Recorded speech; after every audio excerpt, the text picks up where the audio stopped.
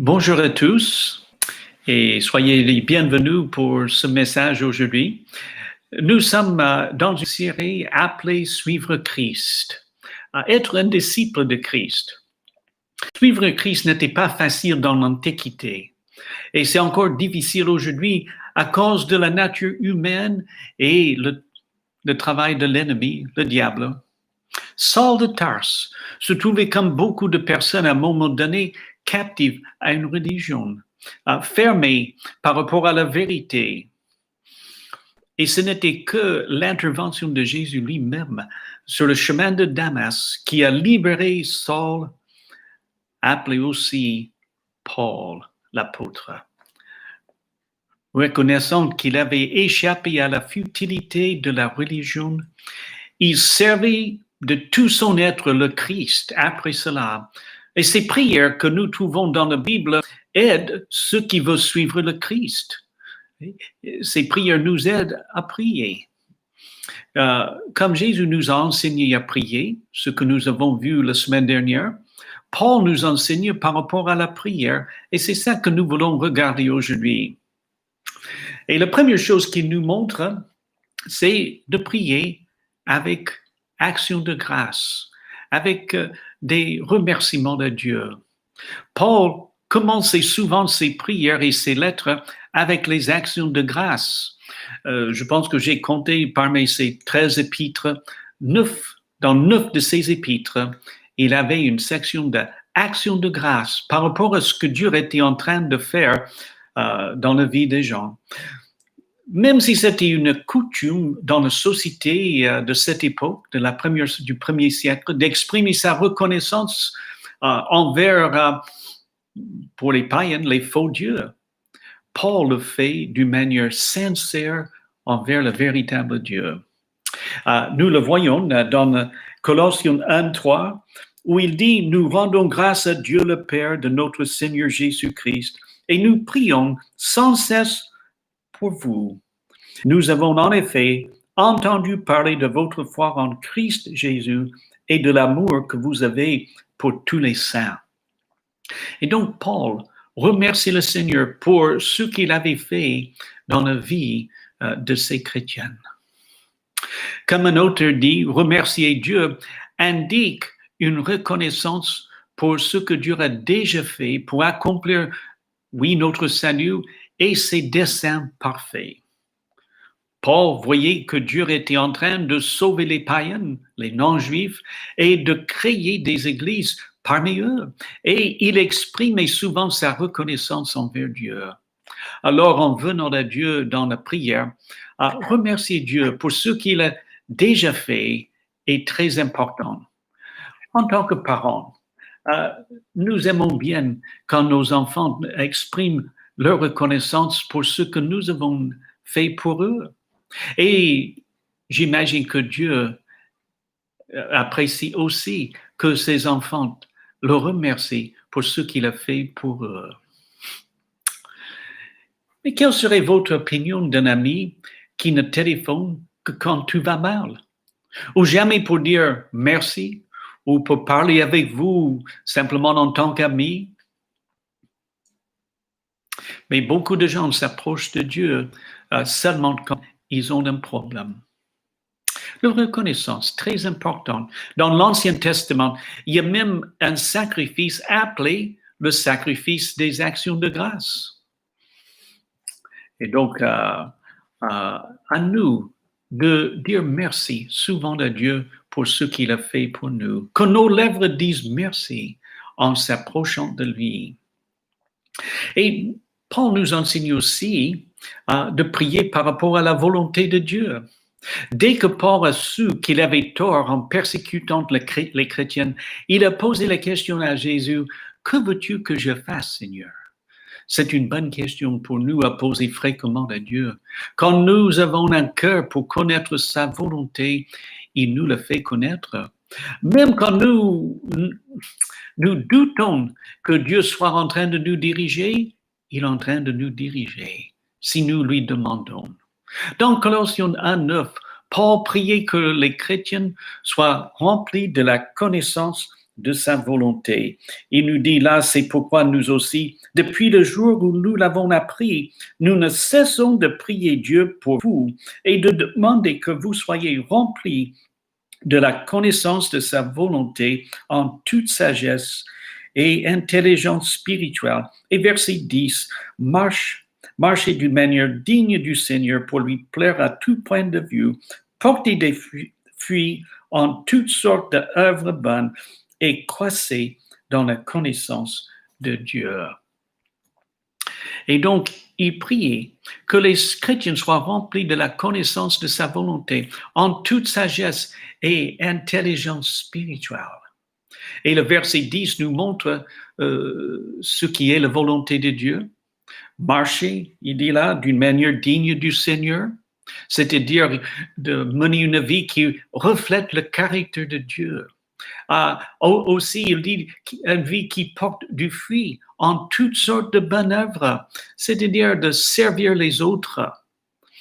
Et une vie qui grandit dans la connaissance de Dieu. Nous avons besoin de savoir qui est Dieu, car c'est notre connaissance de Dieu qui nous aide quand tout va mal. Alors, prions que les chrétiens de notre assemblée, et même des chrétiens que nous connaissons dans le monde, dans d'autres coins du monde, prions que les chrétiens grandissent dans leur connaissance de la volonté de Dieu.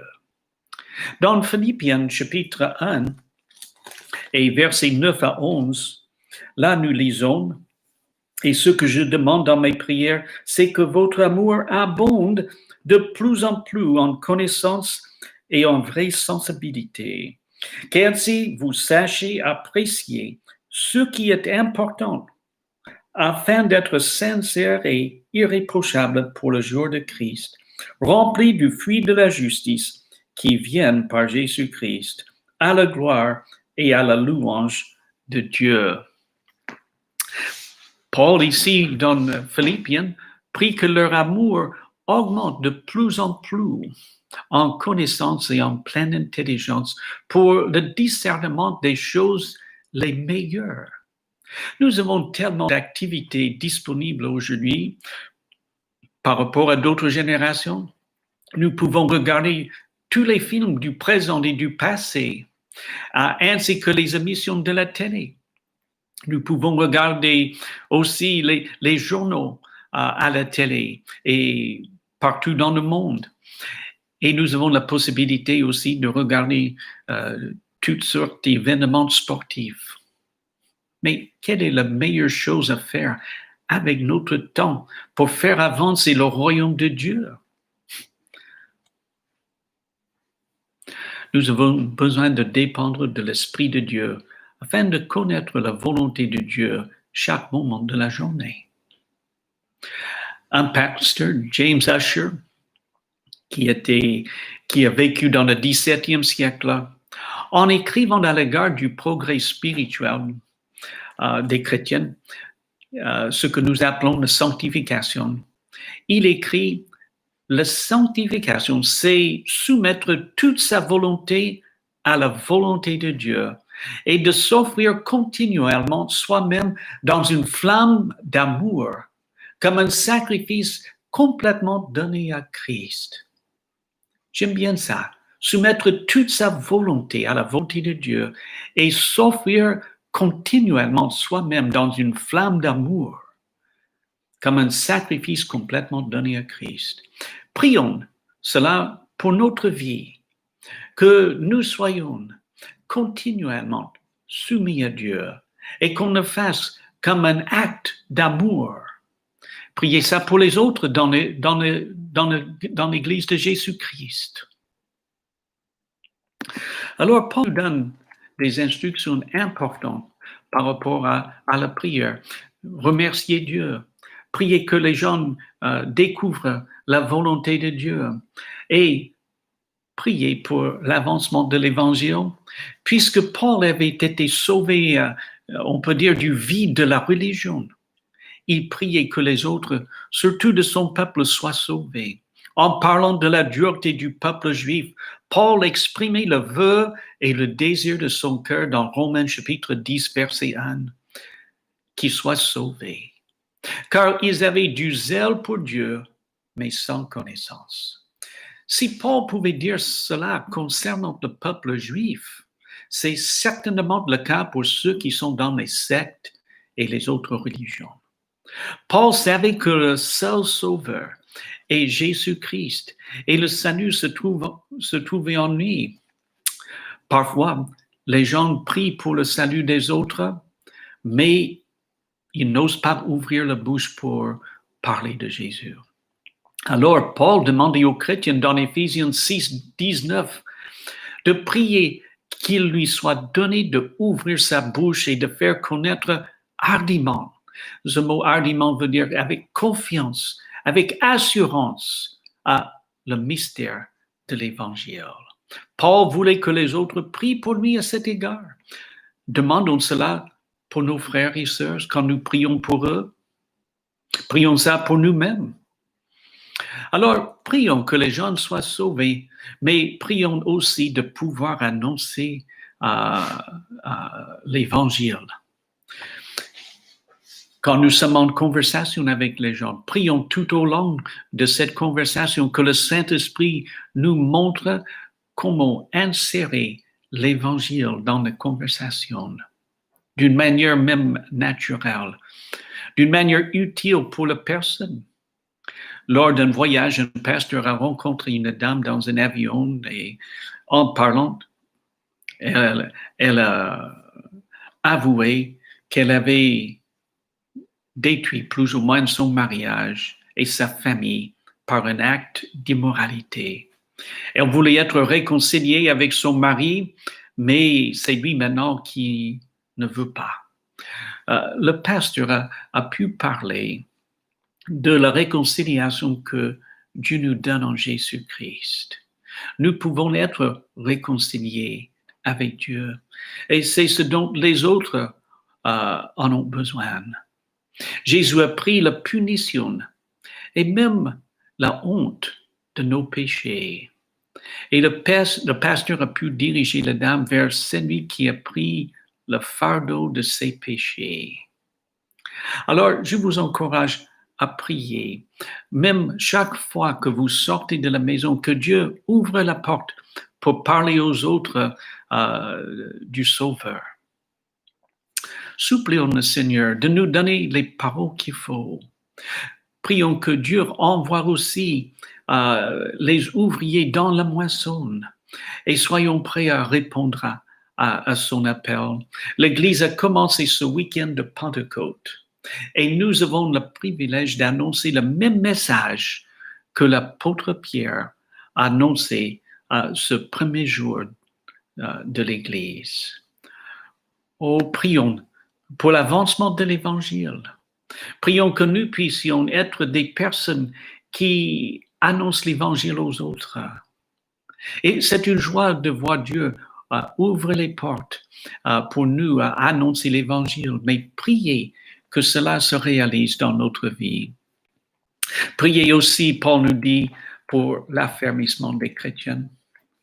Dans 2 Corinthiens 13, 9, Paul dit là, nous nous réjouissons lorsque nous sommes faibles, tandis que vous êtes fortes. Et ce que nous souhaitons dans nos prières, c'est votre perfectionnement. Et ce mot perfectionnement a l'idée de réparer. C'est ça que Dieu désire faire dans la vie des gens. En venant à Christ, nous sommes tous brisés par le péché et nous avons besoin d'être réparés. Paul désirait que les gens soient réparés afin qu'ils servent Christ.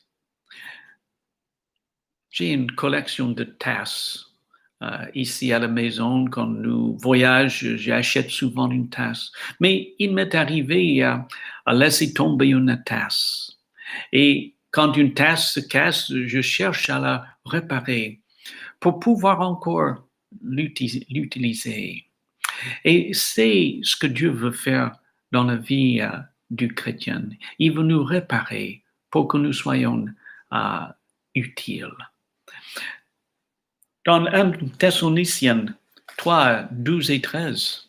Paul prie là pour les chrétiens aussi. Il dit que le Seigneur fasse abonder et déborder votre amour les uns pour les autres et envers tous les hommes, à l'exemple de celui que nous avons pour vous, et qu'il affermisse vos cœurs pour qu'ils soient sans reproche dans la sainteté devant notre Père à l'avènement de notre Seigneur Jésus avec tous ses saints. Paul prie que le Seigneur augmente de plus en plus l'amour des chrétiens les uns envers les autres, et même envers les gens de l'extérieur de l'Église. C'est souvent l'amour qui attire les gens vers le christianisme. Alors, pour nous, il prie ici pour notre cœur, que vos cœurs soient affermis. Le cœur est le centre de la compréhension et de la volonté, mais aussi la source des motivations. En vue du jour du futur jugement, il est bien que notre âme intérieure, le cœur, soit affermi des bonnes valeurs et non pas les mauvaises. C'est pour cela que Proverbe 4:23 dit « Garde ton cœur plus que toute autre chose, car de lui viennent les sources de la vie. » Et dans la prière d'Éphésiens chapitre 1, versets 16 à 20, nous trouvons 3 enseignements importants pour nous affermir dans la foi. Et je vais lire ce passage pour nous dans Éphésiens chapitre 1 et versets 16 à 20 là. Il dit, je ne cesse de rendre grâce pour vous, je fais mention de vous dans mes prières, afin que le Dieu de notre Seigneur Jésus-Christ, le Père de gloire, vous donne un esprit de sagesse et de révélation qui vous le fasse connaître, et qu'il illumine les yeux de votre cœur, afin que vous sachiez quelle est l'espérance qui s'attache à son appel, quelle est la glorieuse richesse de son héritage au milieu des saints, et quelle est la grandeur surabondante de sa puissance envers nous qui croyons, selon l'action souveraine de sa force. Il a mis en action dans le Christ, en le ressuscitant d'entre les morts, en le faisant asseoir à sa droite dans les lieux célestes. Et dans ces versets, nous voyons 3 enseignements importants pour nous affermir dans la foi. C'est en reconnaissant ce que nous avons en Christ que nous pouvons avoir un cœur affermé. D'abord, nous avons besoin que Dieu illumine les yeux de notre cœur. Cela veut dire que Dieu nous rende aptes à comprendre d'abord l'espérance qui s'attache à son appel. Cette espérance comprend un nouveau corps qui sera incorruptible et nous serons avec lui pour toujours. Cette espérance est glorieuse. Nous serons avec lui. Et alors, pour être affermis, nous avons besoin d'apprécier notre future gloire avec Dieu. Deuxièmement, il parle de quelle est la richesse de la gloire de son héritage. Et là, la glorieuse richesse de la gloire de son héritage, c'est pas notre héritage là, c'est l'héritage de Dieu. C'est-à-dire les chrétiens sont cet héritage. Et le texte dit qu'il réserve aux saints ou au milieu des saints. Et donc, nous sommes cet héritage de Dieu. C'est comme un héritage que Dieu nous considère. Troisièmement, nous avons besoin de comprendre l'infinie grandeur de sa puissance. C'est cette puissance qui a ressuscité Jésus-Christ. Nous vivons dans une société donnée au plaisir, à l'avarice, à l'immoralité, mais l'Évangile est la bonne nouvelle pour sauver et transformer ceux qui croient.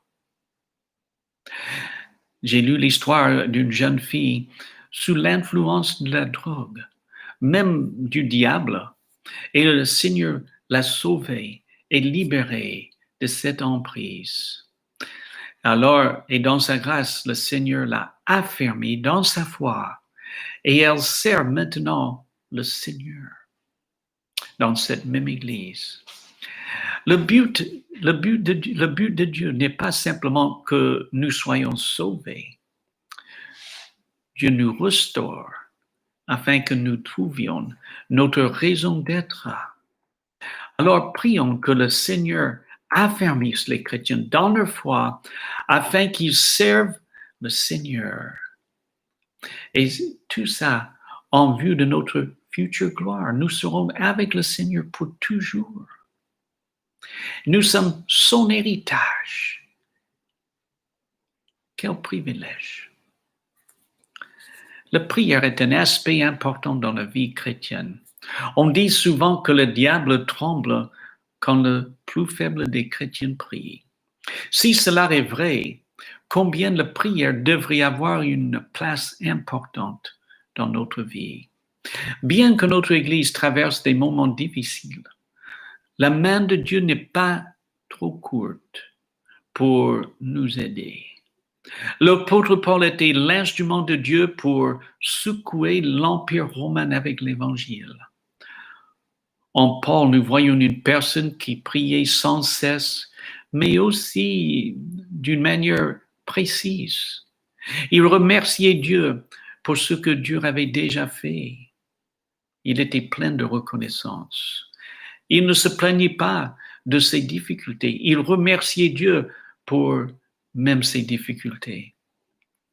Il priait que les chrétiens, par l'aide des Écritures et le Saint-Esprit, connaissent la volonté de Dieu. Paul priait aussi que l'Évangile avance, que lui-même soit prêt à ouvrir sa bouche comme il faut. Prions aussi cela pour nous-mêmes et les autres chrétiens. Prions aussi que chacun soit raffermi dans la foi afin d'employer leurs dons dans le service du Seigneur. Et ça, pour la gloire du Seigneur.